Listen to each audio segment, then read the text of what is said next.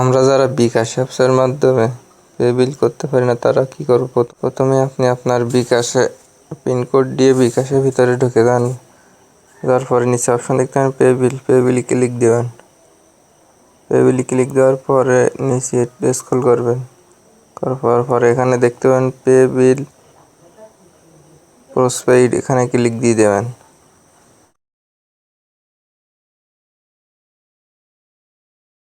এখানে ক্লিক দেওয়ার পর আপনার আরেকটি পেজে নিয়ে যাবে। এখানে লেখা আছে SMS অ্যাকাউন্ট নাম্বার। তো আপনি আপনার বিলে যে SMS অ্যাকাউন্ট নাম্বারটি আছে বা বিল অ্যাকাউন্ট নাম্বারটি এখানে টাইপ করে দিবেন। তো আমি আমার বিলের অ্যাকাউন্ট নাম্বারটি এখানে টাইপ করে দিলাম। দেওয়ার পরে এখানে দেখাবে আপনার কত টাকা কারেন্ট বিল আছে, সেটা দেখেন নিচে শো করবে। তো আপনি এখানে পরে যাবে যে ট্যাপ করুন লেখা অপশানে ক্লিক দিয়ে দেবেন। ট্যাপ করে অপশানে ক্লিক দেওয়ার পরে আপনি এখানে আপনার আবারও বিকাশের যে পিনকোডটি দিতে বলবে। তো আমি এখানে আমার বিকাশের পিনকোডটি দিয়ে ট্যাপ অপশানে চেপে ধরে রাখবো কিছুক্ষণ সময়।